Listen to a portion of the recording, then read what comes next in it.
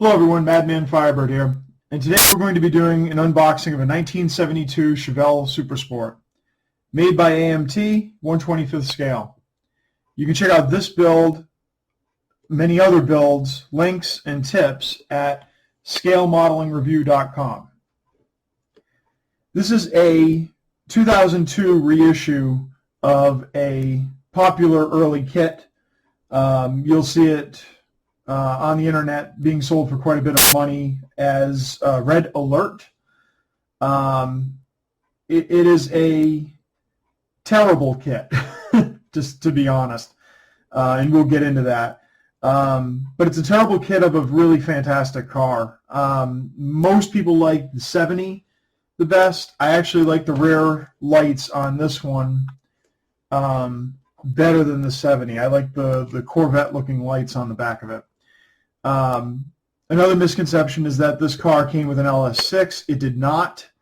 It was an LS5 454.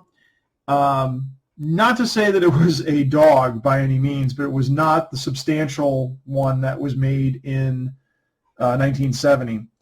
This was also the start of the regulations too, so this one was not regulated at a very high horsepower. I believe it was 270 at the time. It was still quite a fast car, and this is still a wonderful car in and of itself. But again, this model is not going to be fantastic. We'll get to that. You're going to find this one expensive as well. These are on eBay all the time for $40+. I spent about $40 on this one. And that's the other sad part of it is it's not a good model and it's expensive. But we'll get into more of that here in a second. All right, let's go ahead and unbox this. Like I said, this kit was from 2002, so it's quite old, but I think that's not going to be the problem with this kit. We'll get into that in a second. Instructions on this one are standard AMT issue. Not overly fantastic drawings, but you're still going to get a good feel as to where everything needs to go. Really, again, the parts are going to be more of a problem than the actual instructions or the kit itself. We'll get to that. This is what AMT calls excellent decals. And I've got to tell you, this is ridiculous. 2 plates, no air cleaner decal, no stripes. If you look on this really intricate, nice-looking box, you have hood stripes here that I don't necessarily think are perfectly stock, but they look pretty good. They do not come with this kit. Actually, almost nothing comes with this kit as far as the decals are concerned. And I find that kind of a sham. The first thing you're going to find is this wonderful set of chrome. And I'm going to tell you, to be honest, this is something that AMT model kits seem to have a big problem with. There are kits that have absolutely disgusting chrome. This is actually some of the shiniest, best-looking chrome I've ever seen in an AMT kit. There is not a tarnish mark anywhere. This is absolutely fantastic. I'm hoping this kit comes out, the car comes out well, because this is absolutely amazing. Bumpers are shiny. They look brand new, like really brand new. The kit comes with 2 sets of wheels.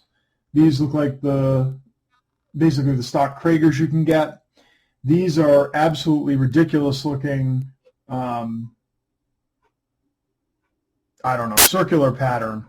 They almost look like something off of a Lamborghini. I think they're absolutely terrible. I wouldn't use these for a car if you paid me.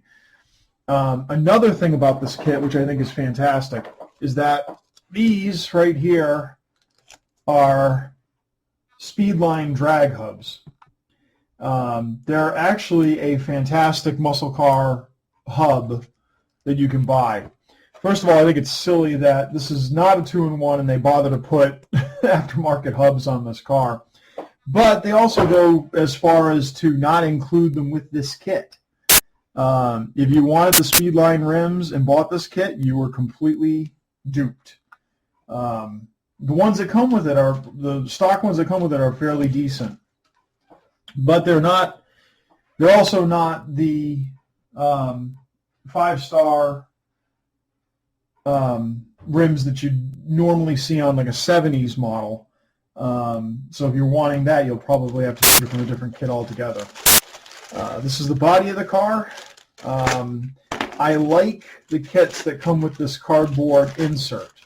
They kind of give you a little bit of confidence that what you're pulling out is not going to be garbage, because they honestly will hold the rest of the body together.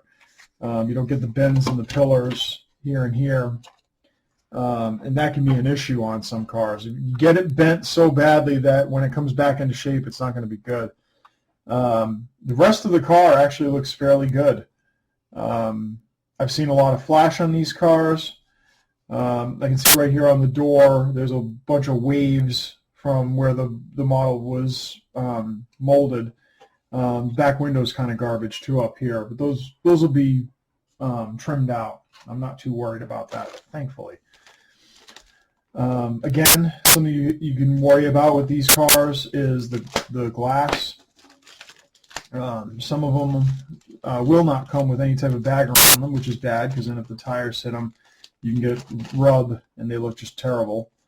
But this is amazingly clear glass. I'll tell you right now, if this car doesn't work out paint-wise, it's definitely going to be a parts car, because I have yet to see an AMT with glass that's this clear on a 20-year-old kit. That's just absolutely amazing. The tires come with this are the standard AMT. They're the Goodyear kind of squishy rubbered. Comes with the tail lights and one of the bars for probably the rear axle. Usually it's the rear that has the spinning wheels. We'll get to that. I find myself using different wheels on AMT kits, but I may use these because they're actually pretty shiny. They're in good shape, so we'll figure on that.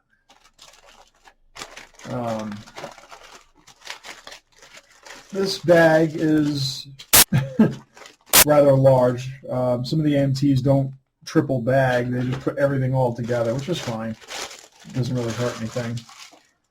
Always be careful to make sure you don't just throw the bag away without double checking it for little parts. They can be hidden.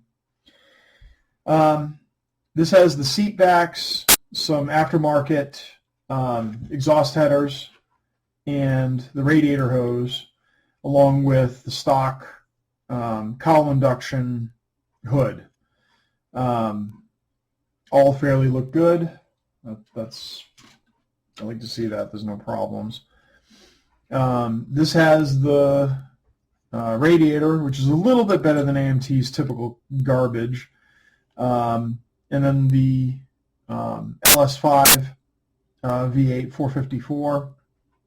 It's got the larger fan belt, battery, just your typical fare for the engine. I'm anxious to dive into that.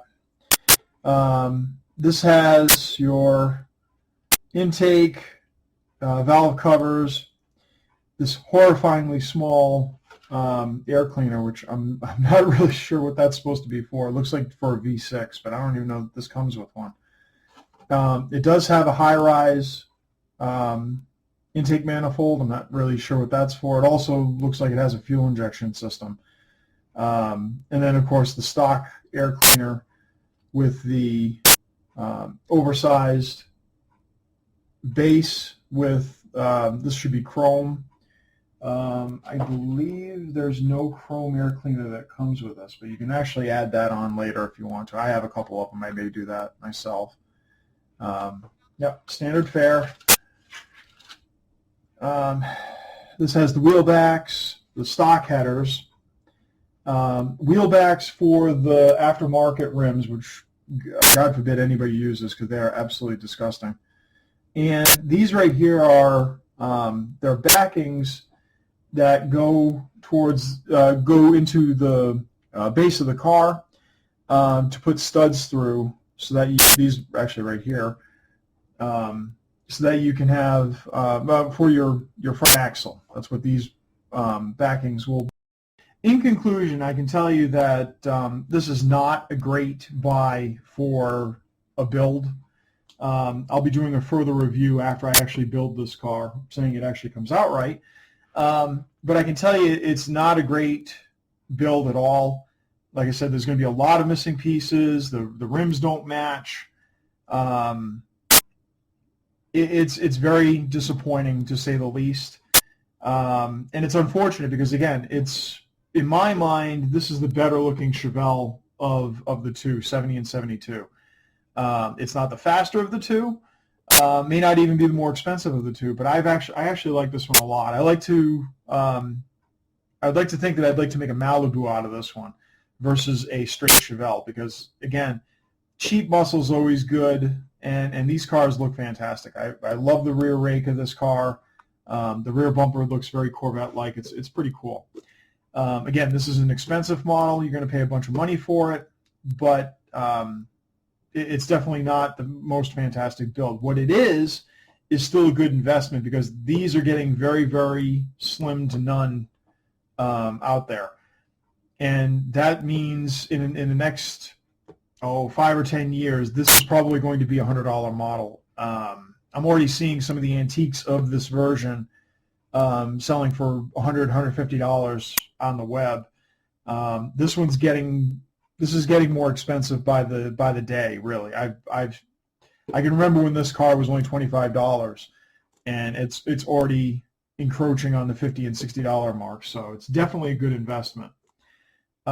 Please look again. This should be on my website eventually as a build at scalemodelingreview.com, and look for more videos soon from me, Madman Firebird.